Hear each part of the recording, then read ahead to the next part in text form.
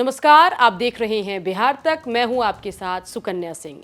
राज्यसभा के उपसभापति हरिवंश के जेडीयू में स्टेटस को लेकर बड़ी अपडेट आई है, जिसके बाद चर्चाओं का बाजार गर्म है कि नीतीश कुमार ने हरिवंश को जेडीयू से किनारे लगा दिया है। बता दें, बुधवार को जेडीयू ने राष्ट्रीय कार्यकारिणी की नई सूची जारी की, जिसमें 98 सदस्यों को जगह मिला है।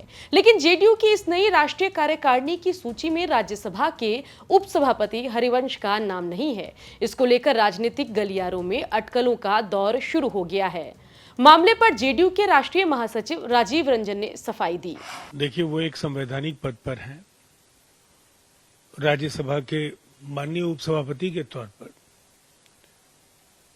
पार्टी के राष्ट्रीय कार्य समिति में उनका नाम नहीं रहा। तो इस पर कोई बहुत ज्यादा जो लोग भी हर फैसले में कुछ सवाल ढूंढते हैं, उन्हें गहरी निराशा होगी। ये इसमें कहीं कोई सियासत की गुंजाइश नहीं है। नहीं, जो लिस्ट आई सामने सर, उसमें जितने भी एमपीज हैं उनको एक्स ऑफिशियो मेंबर दर्शाया गया है, तो उस हिसाब से तो हरिवंश भी एक एमपी हैं। बिल्कुल है, वो पार्टी के राज्यसभा में सांसद हैं और बस एकमात्र वजह है कि वो संवैधानिक पद पर हैं। राज्यसभा में उपसभापति का पद बेहद महत्वपूर्ण है और इस दृष्टि से वो कार्य समिति के सदस्य हैं। आरजेडी ने भी मुद्दे पर अपनी बात रखी है। जेडीयू में राज्यसभा सांसद हैं आदरणीय हरिवंश जी, अब उनको जेडीयू के राष्ट्रीय कार्यकारिणी में नहीं रखा गया, इसको लेकर के बेवजह का बवाल मचाना ठीक नहीं है। जेडीयू का ये आंतरिक मामला है, वो किसे अपने राष्ट्रीय कार्यकारिणी में रखती है, किसे नहीं रखती है। लेकिन जिस तरह से हरिवंश जी जेडीयू के सांसद हैं और राज्यसभा में उपसभापति हैं, तो संवैधानिक पद पर है। अब जेडीयू ने नहीं रखा है उनको, तो इसका उन्होंने ध्यान रखा होगा प्रोटोकॉल का।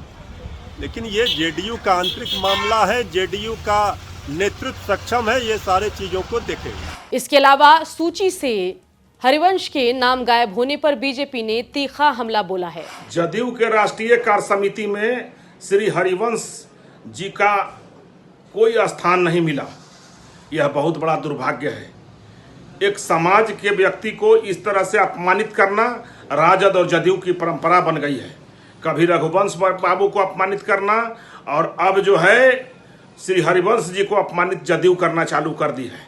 संघत से गुण होत है, संघत से गुंजार। एक ईमानदार निष्ठावान पार्टी के वर्कर को इस तरह से अपमानित करना कि वो देश के सेवा और उपसभापति का जो काम है वो ईमानदारी से कर रहे हैं, यह बहुत बड़ा दुर्भाग्य है कि बिहार में ऐसे ऐसे भी दल हैं जो ईमानदार और निष्ठावान व्यक्तियों को अपमानित करता है और एक विशेष समाज के लोगों को अपमानित करने का काम कर रही है। बता दें कि एनडीए से अलग होने के बाद सीएम नीतीश कुमार लगातार बीजेपी पर हमलावर हैं। वहीं दूसरी ओर जेडीयू के राज्यसभा सांसद और राज्यसभा के उपसभापति हरिवंश बीजेपी से नजदीकी की वजह से नीतीश की हिट लिस्ट में हैं।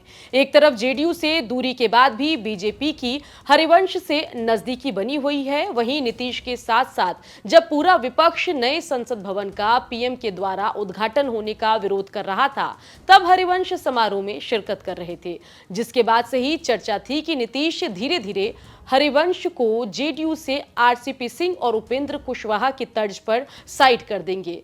इसी कड़ी में हरिवंश का नाम जेडीयू के राष्ट्रीय कार्यकारिणी से गायब होने को अहम कदम माना जा रहा है। बता दें कि जेडीयू के राष्ट्रीय कार्यकारिणी की नई सूची में ललन सिंह राष्ट्रीय अध्यक्ष हैं, मंगनी लाल मंडल को उपाध्यक्ष बनाया गया है, केसी त्यागी को विशेष सलाहकार सह मुख्य प्रवक्ता बनाया गया है, डॉक्टर आलोक कुमार सुमन को कोषाध्यक्ष बनाया गया है और साथ ही आपको बता दें कि प्रेमनाथ ठाकुर को महासचिव बनाया गया है।